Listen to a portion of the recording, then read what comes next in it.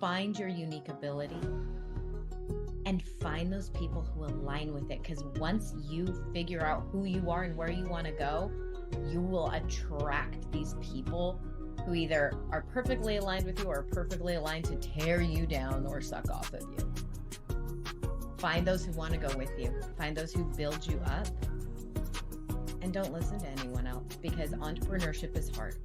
And people will say when you leave your W-2, whether by choice or not, this is crazy. Welcome to Beyond the Business Plan.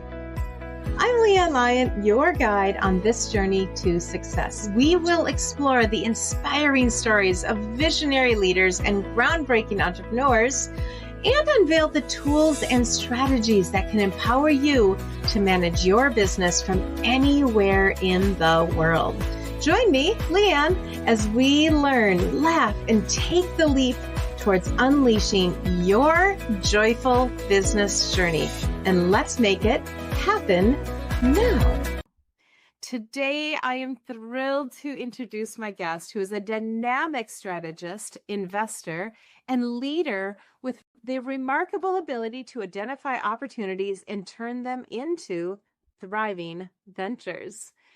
With a sharp business acumen and a keen eye for strategic growth, she has built a reputation for uncovering high potential investments, fostering strong collaborations, and helping others scale their businesses with confidence. From real estate to capital raising, Karianne's expertise extends beyond numbers. She understands people, markets, and the power of positioning.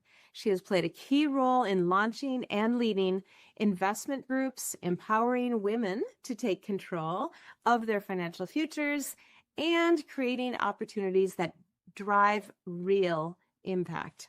And as a recognized mentor and board member of a 15,000 plus professional women's organization, she is dedicated to guiding others towards success. Karianne doesn't just see opportunities, she creates them. Whether through speaking, coaching, or investing, she helps others break through barriers, take bold action, and achieve new heights. With an ever-expanding brand and mission, she's committed to ensuring that no one is left wondering, what's next? Because the path to success is always within reach. Karianne, are you there? I am here. How are you, LeAnn? So good to see you. Karianne Klomp, she made it. Karianne, LeAnn, we are ready to go. We are. And so there's so much to unpack today. Oh, girl, I'm excited. You run an organization, you said, with 15,000 women. I have a partner that I met when I moved to Tampa. It's been maybe 14 months. And I went to this group event and hundreds of women there. And I just thought, I did not know that something like this existed. And the founder of it is actually now one of my business partners. And I see this fostering of all these amazing collaborations and women working together instead of competing and, which just happens. And so I thought, okay, how do I become a part of this? So I'm now actually just recently, 2 weeks ago, I'm now the chief of business development for that group. And then we are about to launch with my partner, Jackie, who is the founder. We are going to launch something called SHEx3, Educate, Elevate, and Empower. And it is a women's real estate investing society. Count me in. That sounds amazing. Wonderful. And you've been in real estate investing for quite a while? I've been in it full time about 3 years. We've always had some, passive things just in the background, a short-term rental here, a long-term rental there. But for the past 3 years, I dove in all the way, full time, usually more than full time, and all the things. And there is a big difference between being a real estate salesperson or realtor, and those are different also, and being a real estate investor. For those listeners who may not know, do you want to give a quick explanation? Absolutely. So real estate agents, which it gets confused all the time. If you say I'm in real estate, people are like, you sell houses. No, I tried to sell houses. I did the licensing for 2 states and I was like, this is not for me. So what I decided to do for my active way of being involved in real estate is I help people to find real estate investors who need to scale their businesses, scale their portfolios, but because of banks, timelines, all the things, they need more capital. Now, if I have an investor who is doing 50 flips a year, they don't have time to go look for capital. Guess who's really good at finding money? It's me. And so I essentially match make people to where it's like, these are your goals. This is what you want to do. This is how I can secure you and make everything, just like an easy process to match with your goals, match what you want to do.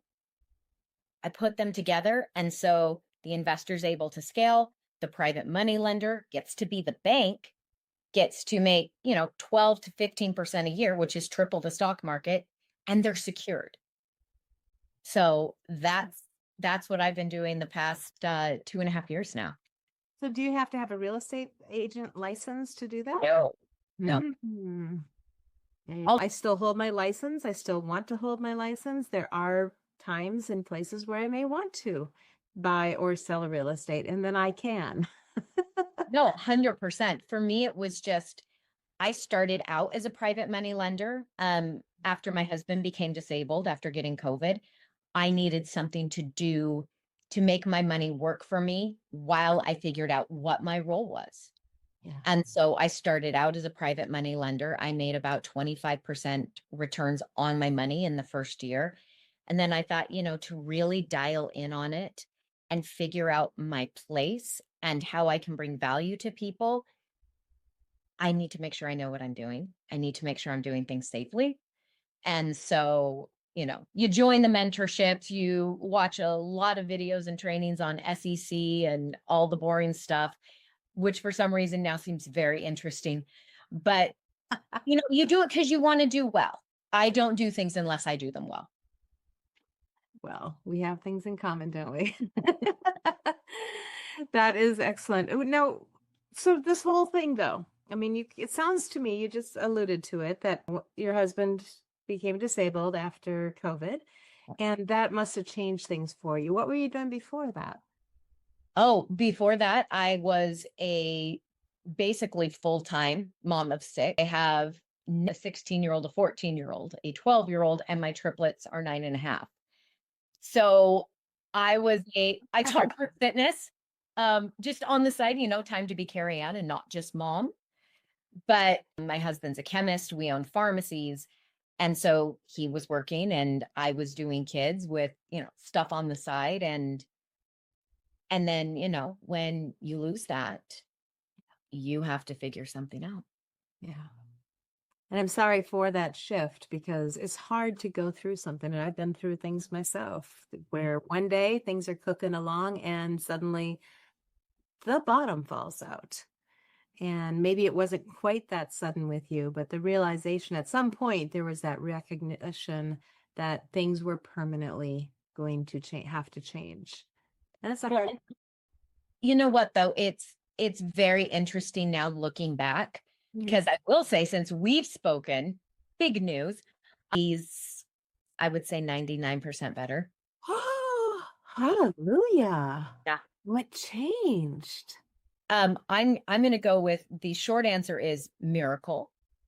The longer answer is an amazing stem cell therapy team. And then they also led us to an incredible functional neurologist. Oh.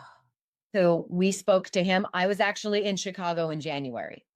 I thought I was going to die. It was so cold. But he said, I think I can get him like 65% better in 10 days. And I was like, I am all in. Now, he didn't get him 65% better in 10 days, but he got him 90% better in 5. Wow. So that was just 8 weeks ago. Wow. Oh, I couldn't be happier. Yeah. And so the pendulum swings. Yeah. Yeah. And forth. Yep. Is he able now to return to work? You know what? With his disability, he doesn't remember the last 4.5 years. And so we've moved across the country. We are in process of selling our pharmacy. And I just said, I have had the first 15 years with my kids, Yeah. and I want you to take whatever time with them. I'm building something I'm so excited about and passionate about. And, you become a new person when you go through these kinds of things.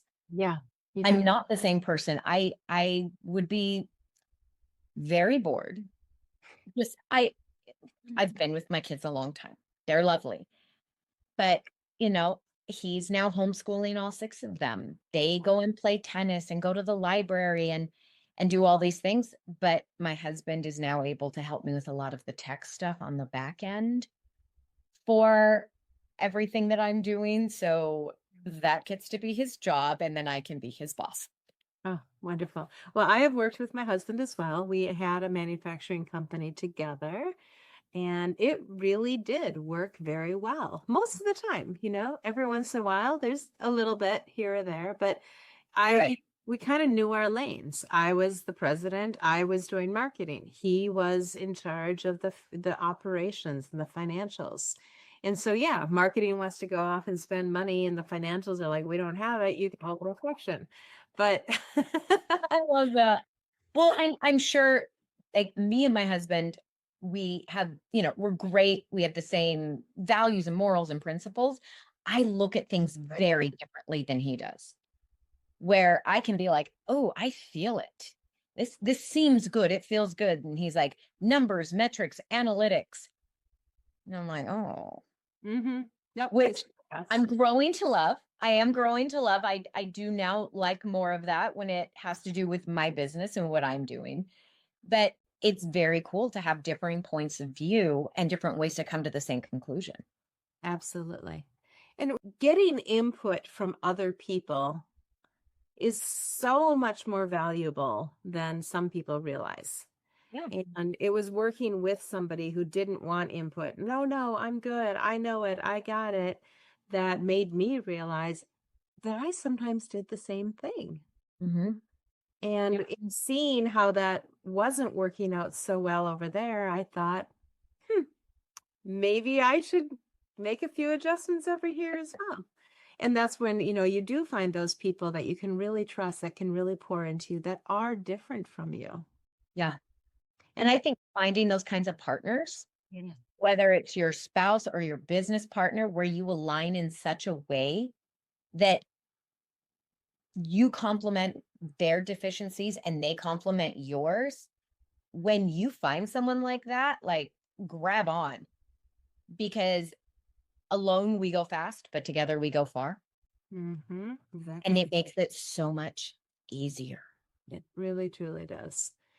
The Beyond the Business Plan is all about taking that step, going from thinking about it to doing it. And you did that sometime in the last few years. Yeah. What was that like for you?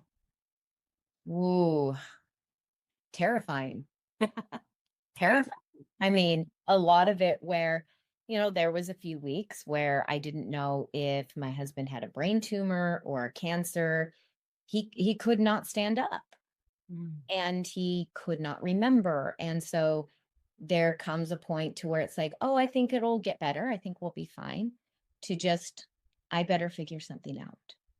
Yeah. And that that whole experience of struggling and then doing my best to become something more, because you do in that process. In those hard times, you don't come out the same person. Mm-mm. And that was why when I started frameworking and looking at building SHEx3, I have friends ask me, they're like, "This is a lot of time. This is a lot of money. Why do you want to do this?" Mm. I said, "I am building something that I needed. Yeah. This is what I needed. I needed a community of women who were doing the same things as me, who maybe had a little bit more mental stability than I did at the same time, and that wanted to grow, that wanted to learn, that wanted to support. I'm creating what I needed. I'm creating what I wanted, because I know I'm not the only one who says, I don't know where to start. I don't know exactly how I'm going to get there, but I'd sure appreciate some support and some guidance." Yeah, 100%. And I just, when I speak with a lot of people I talk to are professionals that are completely burned out. They're burned out. They thought being a teacher or a nurse or whatever when they were 20 was going to be amazing. Yeah. And it was for a while Those until, first 2 years were great. right. And so you get to a point, and it might take you 5 years and it might take you 25 years. You get to a point where you're like, I'm just tired and I don't want to. In many cases, like I'm saying with nurses and teachers, I don't want to be on my feet all day long. I don't want to deal with 150 dogs who ate my homework or whatever the case. And now I came from being a teacher as well. And I love teaching. I absolutely loved teaching. I hated being locked into a classroom.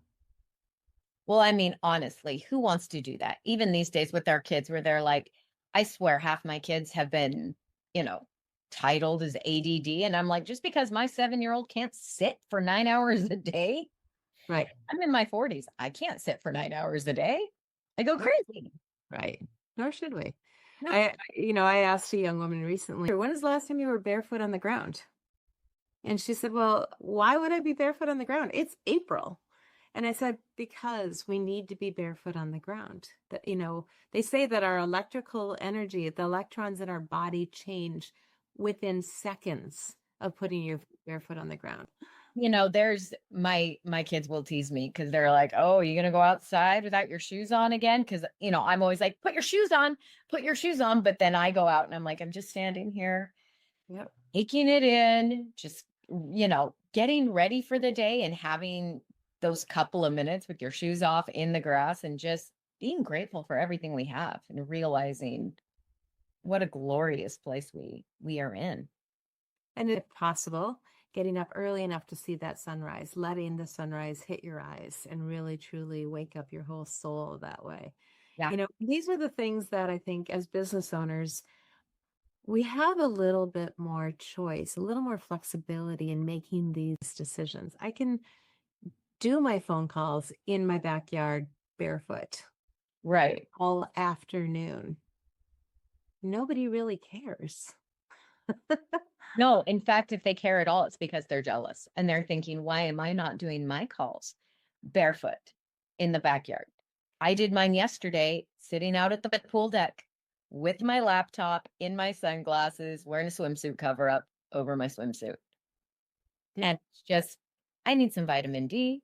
I need this. This is where I'm going to be. Yeah. And so you're the aspiring business owner. That's usually what they're imagining. Oh, I get to do anything with anyone, anytime, anywhere. Just not the first week or two or month or two, and sometimes not for the first year or two. What has been the hardest thing that you've discovered as you've stepped into this entrepreneurial journey in the last couple of years? Ooh, the not knowing. Yeah. The not knowing is very hard. It's very different for, I work with a lot of people who it's like, oh, I have a W-2. So even if they don't push or work hard or, really do something entrepreneurial that week that moves the needle, well, they're still getting a paycheck. Mm-hmm. And for me, it's like, I don't get to take those days off. And if someone needs to talk to me about an investment that I have said I am working with, and they're in Hawaii and it's a certain time there and it's 6 a.m. here for me, guess who's getting out of bed to take a phone call? Yeah. You don't get to turn it off. You don't get to say, well, okay, 5 o'clock, done. Yeah. It's 5 o'clock and I'll be working maybe till 9. And then maybe the next day I do sit by my pool. But I'm also writing copy and looking at, my CRM and importing contacts and doing all the things that no one thinks about when you are not running the business. No one's thinking about overhead or building a team or hiring a VA or all these things that are just taken care of. Like, I mean, there's some pretty cushy things about the W-2 that are pretty appealing when you're in the thick of it. Well, and the statistics bear that out. Only 41% of people have the entrepreneurial dream. Yeah. And only 6 to 9% are self-employed. Yeah. So that means 90% of people probably have some form of a W-2. And at least in probably close to 60% are just fine with that. It's Yeah. that 30% that's like, oh, but I feel a calling, a desire to do something a little bit more. Which kind of brings me to another question for you. Now, you said you have 9-year-old triplets. I do. That's amazing. Boys, girls combo. 2 girls and a boy. It's not my fault. I mean, it truly was not. And people think like it has to be your fault. They're your kids. I had 3 little boys. I love me a little guy. Like I like the little bow ties, little fedoras. I am all about it.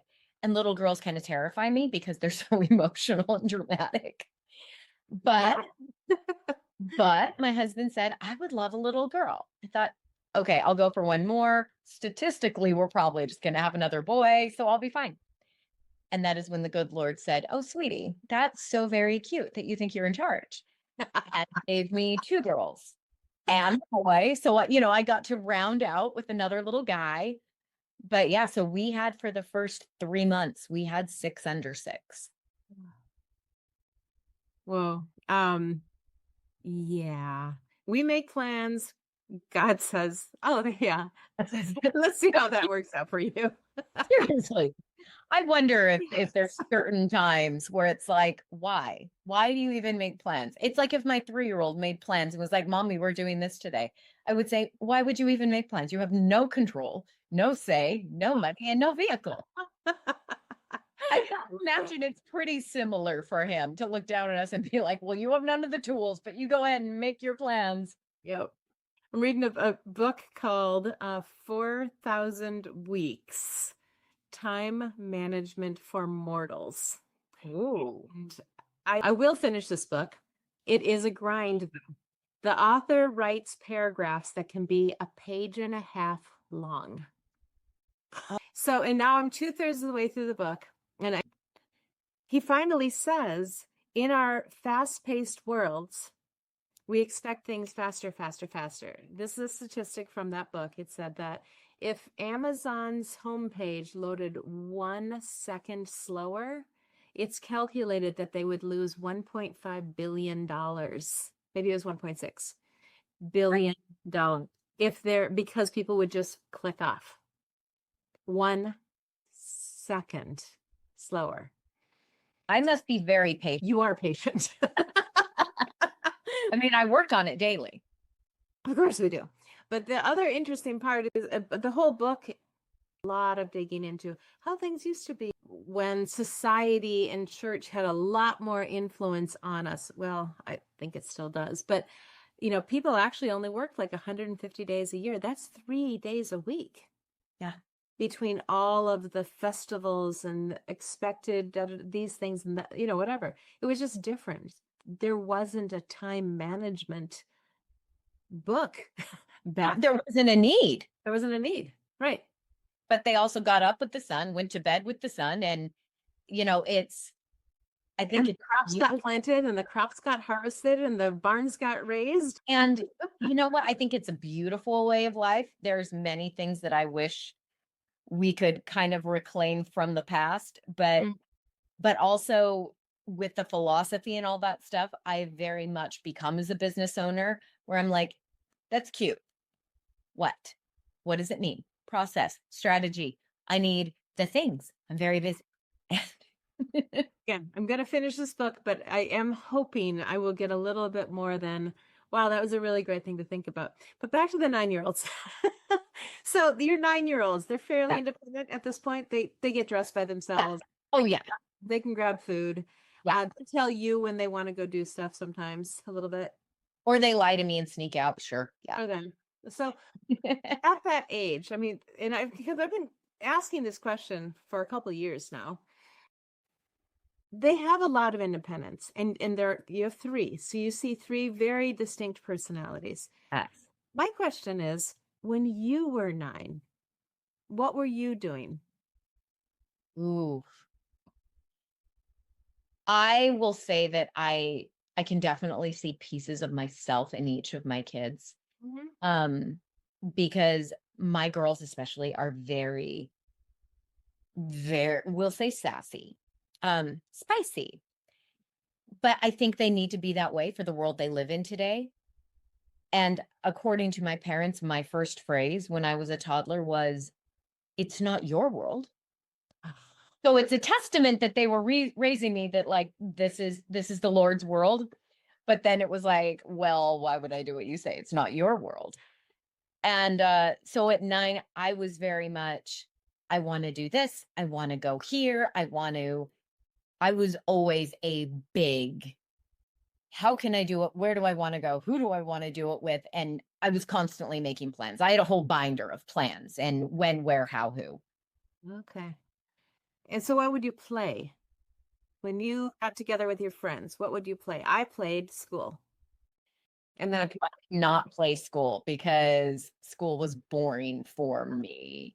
sure. I did a lot of, we're going to chart an adventure. And so we'd be like, we're going to go to all these different landmarks in our, neighborhood. And I'm going to put together like a scavenger hunt. I'm very on the Clifton strengths. For those people who know the Clifton strengths, I'm very high woo, which I thought meant like woo. I didn't understand. And which apparently means like winning others over. I love to see other people happy. And so I was constantly like, I'm going to organize this and I'm going to organize this. Also, we're going to do a dance and we're going to put it on the camcorder. I was that person. Let me do it. Let me organize it. Let me create it. And then we'll also sell door to door, just because why wouldn't we sell things door to door? Sure.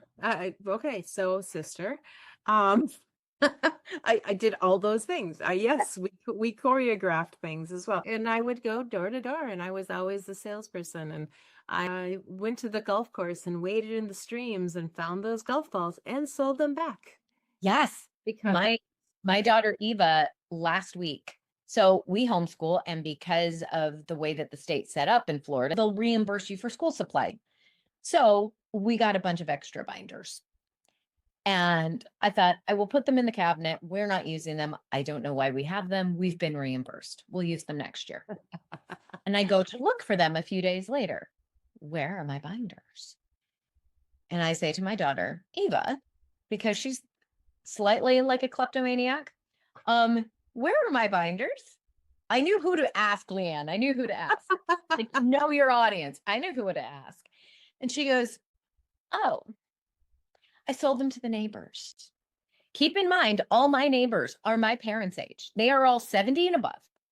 And I said, why would our neighbors need binders? And she says to me, and I must be doing something right. Like, she's been watching me on calls. She goes, I just told them when your grandkids come, they're going to want to do art. And don't you want to save that if you love them? And so this would be a great binder to put their art in. And look, I'm also selling markers and construction paper and scissors and glue sticks.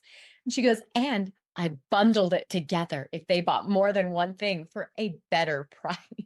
oh wow, she's 9. This is your 9-year-old. She's 9.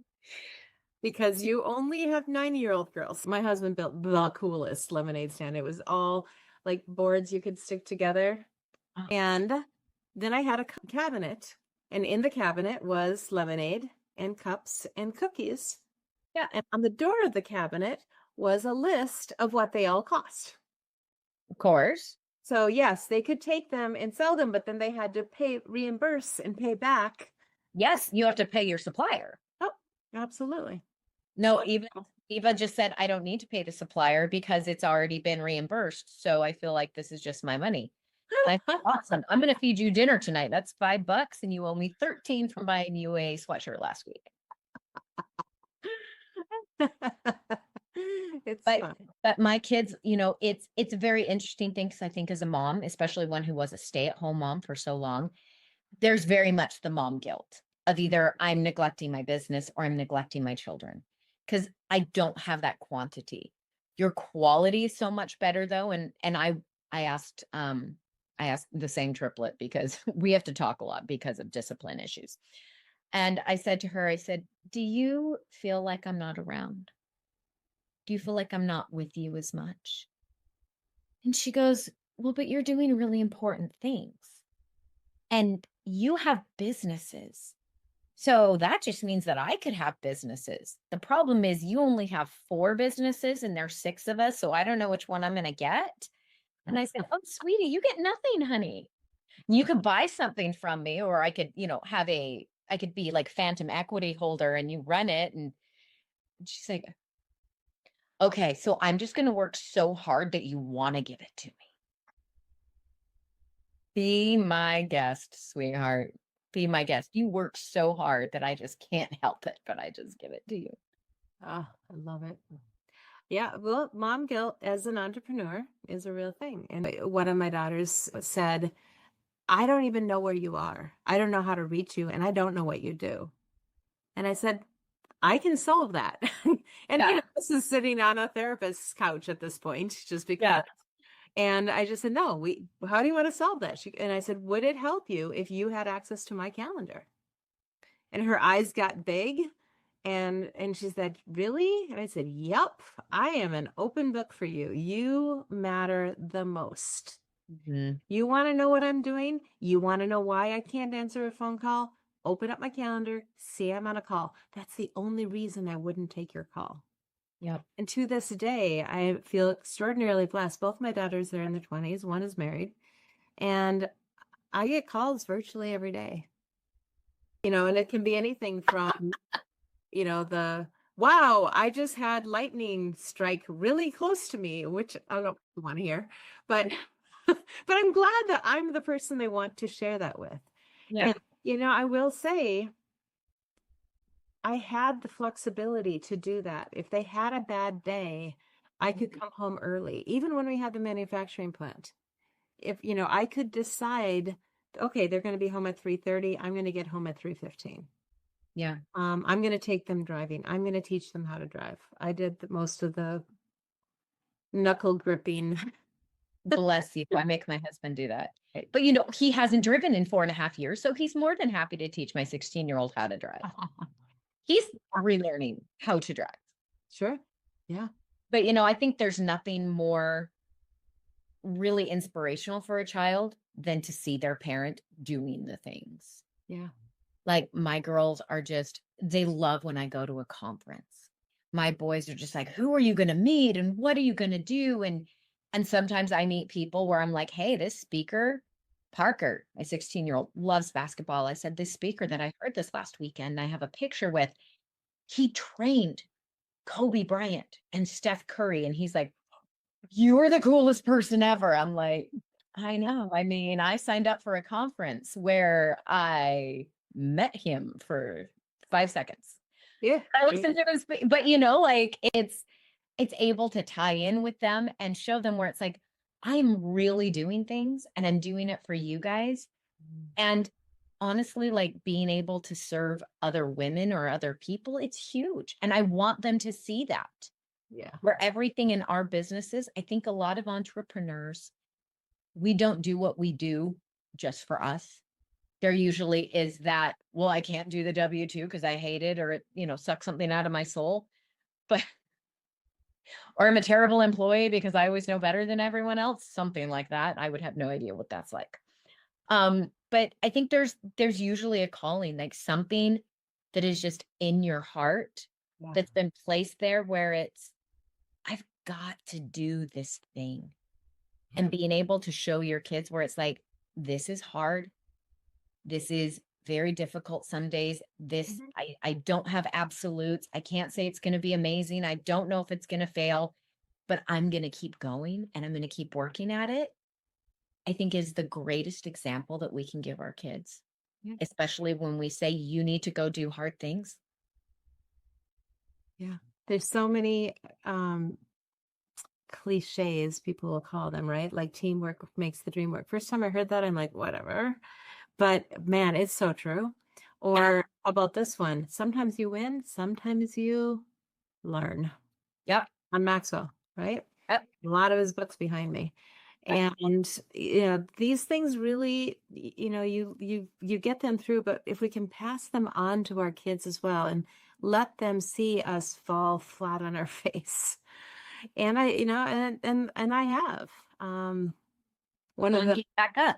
yeah, but then you get back up. I mean, when our manufacturing company, we had a 3-letter agency walk in one day, and I literally hit the ground when that woman walked out the door. I'd laid there. And 6 weeks later, we didn't have a manufacturing company. And it wasn't per se anything like we weren't evil. We weren't, but Evil manufacturing, LeAnn. right. I mean, it was, but there's things about government and things that not everybody knows, those 3-letter agencies are not supported 100% by taxes. Just saying. They need to support themselves through fines and other things that sometimes really small businesses just can't pay. Oh, 100%. I mean, we own pharmacies. Right. And you have the board of pharmacy come in and pick apart everything you do. It's painful. Yeah. But they saw that happen. They walked through that fire with us, and they saw us come out the other side where we are. And they know that we had to give some things up. And the biggest, hardest thing was that we gave up what we thought was a legacy business. We thought we were passing on. Now, I will say, both of my children at this point swear they are not going to be entrepreneurs, but both of them are. In their heart, in everything they do. They can't. Right. There is something in there all the time. It's just simmering beneath the surface. And they may or may not let it go. Let it out. I think with those legacy businesses, like that's what we want to pass on. But then if our kids do have an entrepreneurial spirit, they're like, I don't want your business. I want to create my own. Yeah. And I want them to. I really do. Yeah. Really. Well, we are coming up on a end of a really great time. Really enjoyed this show with you. I'd love for you to share how people can find you, spell your name out, where's your favorite social media to hang out? And then, but before that, what piece of advice would you give to that person that's just like, man, I want to be like Karianne. Oh, Scared, or I'm nervous, or what piece of advice would you say to that aspiring entrepreneur? I would say find your unique ability, find what makes you special and different, and build on that. I think a lot of times we feel like we have to be something to do a certain business, and that makes it harder. But only you are going to do something your way, and that is your unique ability. Yeah. Are there other groups for women real estate investors? Sure. Are they going to do it like me? Absolutely not. Nope. And so find your unique ability and find those people who align with it. Because once you figure out who you are and where you want to go, you will attract these people who either are perfectly aligned with you or are perfectly aligned to tear you down or suck off of you. Find those who want to go with you. Find those who build you up. And don't listen to anyone else, because entrepreneurship is hard. And people will say, when you leave your W-2, whether by choice or not, this is crazy. You're insane. I had a family member who, when I said, I'm moving my family across the country, I am selling my house, which I would have lost anyway. What happens when you fail? And unless someone is living the life you want, you don't listen to anything they have to say. Right. Yep. Yeah. I'll add on a bit to that, because the reason people do that is they're afraid that when you change, you're leaving them behind. Yeah.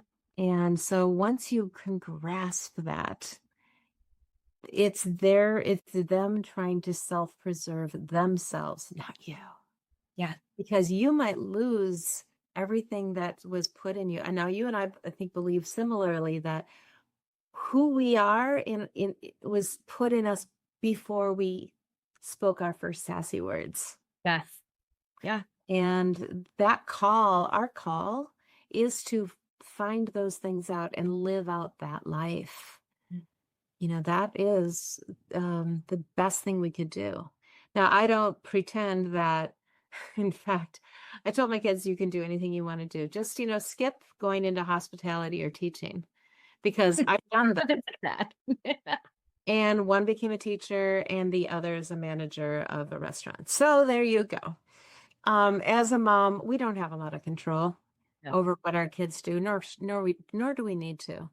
But I think the best things we can do as entrepreneurs and as humans is to step into that greatness that, in our terms, our Heavenly Father actually put in us, because He does know us better than we know our kids and does want the best for us. So if you know that, if you align with what Karianne and I are saying here, listen to that instinct, listen to that. And there's ways to find out what those things are. StrengthsFinder is great, by the way. One of my daughters, Woo is her number one. I gotta say, I was really jealous when I found that out. I'm like, it's not even in my top 5. How is that not in my top 5? Mine are belief, positivity, woo, and then a couple, like apparently I'm very well-rounded colors wise. But with that, of these God-given abilities, like Ed Milet talks about it, and I've heard David Goggins talk about it, where you want to get to the other side and sit down across from Christ and have Him say, like, this is who you had the potential to be. Yeah. And I don't want to see this person that I could have been and not recognize her. Yeah, I just read that, I think yesterday in something I was reading just yesterday. I think it's the 3 small voices of God. I think it was by Matthew. Can't remember, but yeah, exactly the same thing. Like, you don't want to miss out on being the best you that you can be. And I hope that both of us are in line to do that.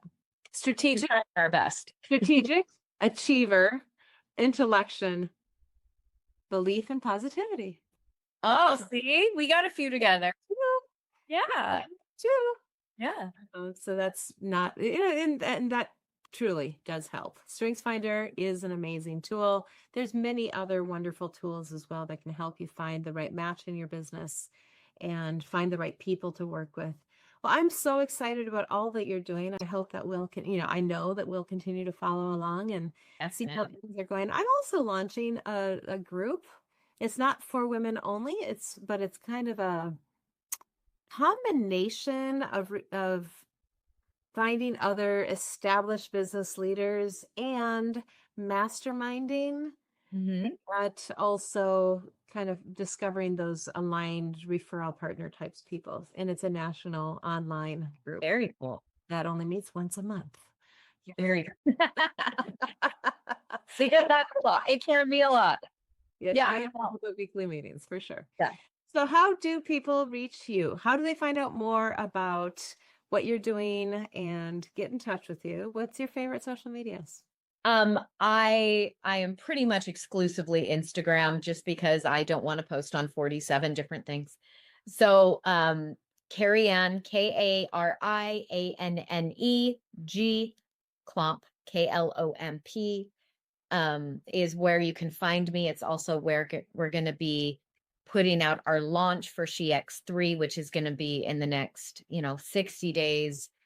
So I'm sure somewhere in the show notes or something, you can go to www.offer.shex3.com. We'll lead a free masterclass just talking about how you can get started in real estate and start building not only your financial fortune, but just who you are, becoming better, becoming more, becoming the person that you are meant to be. Wonderful. Thank you so much. Absolutely. Well, that brings us to the end of this show for this week of Beyond the Business Plan. So on behalf of my lovely guest, and by the way, if you've been listening to this, come on over to YouTube. You can find Beyond the Business Plan on YouTube as well. or visit LeAnnLyon.com, LeAnnLyon.com, and you can find out more about either one of us. Do you have a .com for your name, Karianne? I do. I have SHEx3.com. Perfect. So once again, thanks for joining us on this show, Beyond the Business Plan, to unleash your joyful business potential. Remember, entrepreneurship is a voyage that you can take with others. So find your tribe for the journey, and give us a like or subscribe or whatever you do on your favorite podcast or video platform, and keep shining and aligning with your purpose and join Mind Solutions. Then come back every week to our new inspiring episodes. And until that time, I'm LeAnn Lyon, your Chief Joy Officer, signing off, because, by the way, you get to make up your own titles when you own the business. So keep spreading the joy, keep leading with heart, and I will catch you on the next wave of success. Hey, sales setters, are you ready to jumpstart your entrepreneurial journey or give your business a powerful refresh? Join us at the next and Restart Your Business Summit, where you'll discover the tools, strategies, and inspiration you need to thrive. Learn more at joyminder.com. That's JOYMINDER.com, and look for the Restart Your Business Summit icon. Don't miss out. Your future business awaits. Thank you all for joining us today on Beyond the Business Plan. It's been a joy and a privilege to share this space with you. For more inspiring stories, tools, and actionable insights, make sure to follow us on your favorite video platform. Visit my website, LeAnnLyon.com, and keep leading with heart. And I'll catch you on the next wave of success.